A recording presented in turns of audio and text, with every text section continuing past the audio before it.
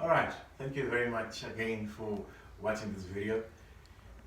This video is actually made specifically with a job seeker in mind, trying to help you guys to actually structure your CVs and add information that will help you to actually get attention from employers. Alright, I'm here with Tabelo today, again, and we'll be actually taking more videos to assist you to actually, get more opportunities and also, put yourself up for opportunities for employment. How are you, Tabelo, today? I'm good, how are you, sir? Oh, well, thank you. Otherwise, you're good? I'm good. Like man. Alright, today I want us to actually assist job seekers to prepare their CVs. As a recruitment expert working in recruitment on a daily basis, I want you to actually tell me here, when you prepare your CV, according to you, what is the most important thing that you look at when you receive a CV from somebody? Mostly, I think we just look at, based on us as recruitment Correct. Yes. consultants, we look mostly at if the person is qualified for the job. Alright? So basically, because the job ad might say these are the requirements, Yeah. and is the person experienced for the job? Yeah. Do the names that are there, maybe we find the CV on PNet, do they match what's there on the CV? Yeah. Is the person, is the information that is in the CV clear enough for us not to battle with the CV? Because you might battle with the CV for an hour. Yeah. Based on that, it's not clear. It should Yeah. be clear and it should be neat. Alright, now that's interesting. When you say neat, Yes. I mean, a lot of people might ask themselves, what does neat really mean? Is it not like, putting colors on your CV, or maybe bolding everything, putting everything in bold and italics, and so I mean, you're the expert. You need to tell those people what specifically job seekers, what do you mean by the CV should look neat? By neat, we just mean that each and every information has to be clear. The spacing between the information has Yeah. to be the same. So what would you say should be spacing? Should be like one spacing or two spacing or I prefer 1.5. 1.5? 1.5 because it really separates the information according to Yeah. how you want it. How you play around with it, it's your choice, but make sure that whatever the employee, the recruiters are gonna need for Yeah. your CV, they're gonna find it easily, so that they Oh. don't skip your CV. Yeah. Yes. So are you saying that when the CV is like clustered, information all over the place, it makes it difficult? So then when it's like that, like you're saying, when it's not easy to find information, as a recruiter, how do you feel, or how do you interact with the CV? It becomes a problem. It becomes a battle actually, because Yeah. I have to constantly call you Yeah. regarding the information that might even be there on the CV, but I cannot see it because the information is just so clustered. So Yeah. to avoid me calling you the whole day about the information that's already there, Yeah. just make sure that your CV is precise. Yeah. Make it as short as possible, Yeah. and make it as clear as possible. And by doing that, you Yeah. also give, maybe an employer might view your CV someone, so they don't want to come across such a CV where the information is just clustered. If it's clear, they can clearly look at what they're looking for, because they don't look for everything. Yeah. They just look for what they're looking for, Yeah. and then it makes it easier for them to contact you. But Yeah. if they cannot find what they're looking for, then they skip your CV, although you qualify for the job. Alright. So you're saying what they're looking for. Specifically, as a recruiter, what are the things that you look for when you open a CV, like first time? I think the first thing that we look for is the responsibilities. Let's say maybe we're looking for an account manager. Yeah. Yeah. The job title might say you're an account manager, but we want to see the duties, the responsibilities that you have as an account manager. Do they Yeah. match what we have on the spec? Yeah. We want to see such things. So some people omit that, they don't put that in the CV. So we don't actually know if you're going to be able to do the job Yeah. based on you not writing the duties that you were performing in your previous employment. I mean, when we grew up, when we started to look for jobs, when we were gathering our CVs, we were told that a CV should be one page, because a long CV, like you just said right now, that you must make sure that your CV is not too long. But then we were told that the CV should be at least one page. What do you say about that? I feel like the more you work, Yeah. the more the responsibilities add up. Okay. So I don't see a point in omitting Yeah. the responsibility that you had in the past, based on that your CV should be one page. Yeah. Just try to include everything. It doesn't have to be a long CV. Yeah. You can just write pointers. Yeah. That's what you used to do back then. But then just make it as clear as possible. And it doesn't have to be 3 pages or 4 pages. Yeah. But as long as you include all the information that recruiters are going to look for and find. Yeah. That's the important. So what you essentially saying is that a CV should be in line with the job spec or with the job that you're applying for. Yes. It shouldn't be like 10-page CV, you know, where you find that you have experience in the CV that is possibly not even necessary for the job that you're applying for. Yes, that's why it's very important for you to constantly work on your CV.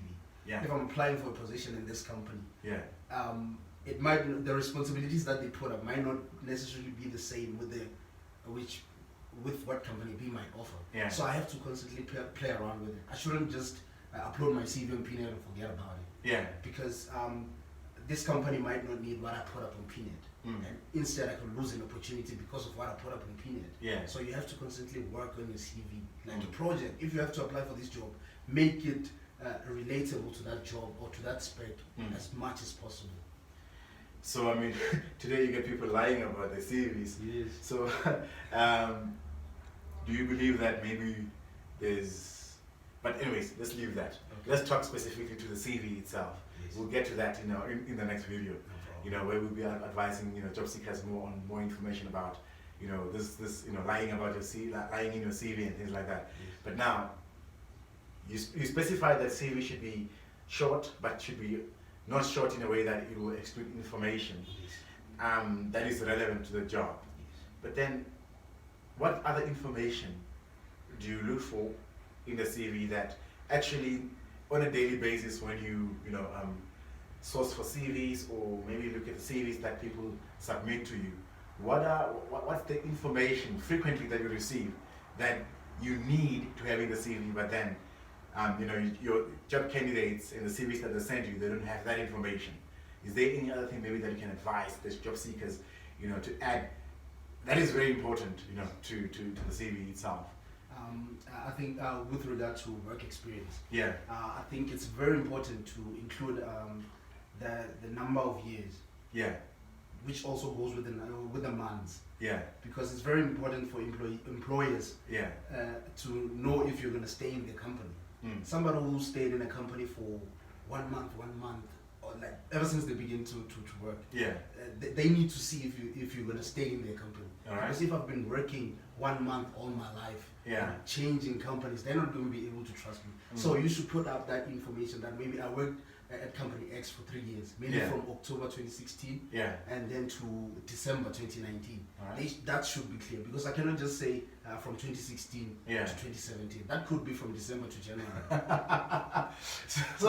So you're saying a person to say they work from 2016 to 2017, and then the first thing that comes to your mind is that, okay, it's been a year. Yes. But then when you check, it's like from December to January, which was like a year. Do you really get such? Yeah, we do. We actually do, because I think the whole point of not sharing that information is kind of hiding the fact that you haven't worked for a year or X amount of years. Yeah. So you want to try to maybe come back with the back door and say, no, if I don't put in the months, maybe they might think that I worked for a year. So you see that? You Yes, actually a lot. can see that, you know, that possibly this person might be hiding some information. Yes, a lot. It raises questions. Yeah.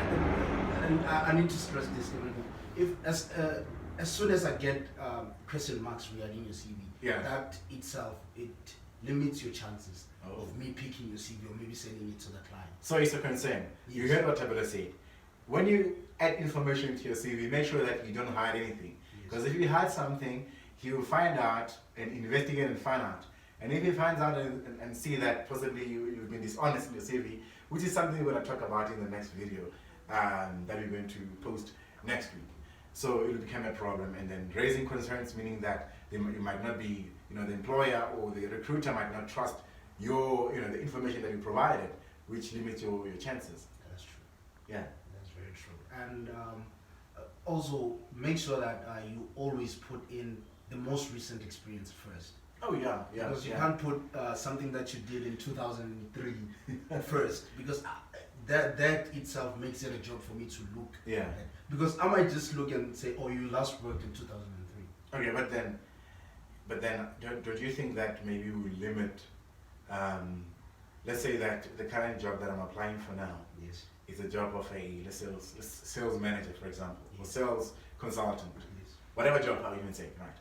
Now, and I've worked as a sales manager 20 years back, Yes. and now I've been doing all these other jobs, and now I want to go back to the sales manager. I found a position of sales manager. So are you saying that I shouldn't put that sales manager experience at the top, and then just, you get my point? No, I think people get it wrong.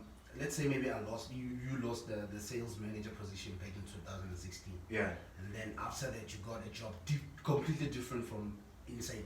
yeah, To employers, if you don't put that first, that Mm. you were working maybe at Wimpy, for instance, Yeah. as a waiter. Yeah. To employers, it could be like you were not working from 2016 up until now. yeah, So you need to share that information that from then I lost my job, yeah, then I was doing this. They can also see how you're able to change. yeah, You allow yourself to tap into different areas, Mm. which could also help in the position that you're applying for. yeah. Yes. So that gap, I mean, we're about to finish in short. That gap, this is my last question to you. That gap, what does it, when you see a gap in someone's CV, what does it say to you as a recruiter? I mean, if you haven't been working in more than 2 years, Yeah, especially in jobs that need a lot of maybe technical skills, yeah, there's a possibility that maybe you might have forgotten how to do some things. yeah, So, which is why it's important for you to also look for other jobs, yeah, so that you can also apply your reasoning in different areas and things like that. So, if you don't work for 2 years, Yeah. you could forget some processes, how to do things. So, Mm. when they let you back into the working world, you might need to learn other things all over again. So you might be like somebody who hasn't worked at all. Mm. So, they're always looking for somebody who's fresh, somebody who's gonna be able to give them impact in the company immediately. Yeah, They don't want to teach you anymore. They just want to make money. yeah. So you have to be that asset that makes them money. Wow. Well, that's interesting. Yes. Thank you very much for this impactful and very powerful information. And I believe it will help a lot of people. And guys, you heard it from the expert. Follow us, subscribe to our YouTube channel, and let's keep learning and let's keep helping. Let's also share this video. Thank you very much.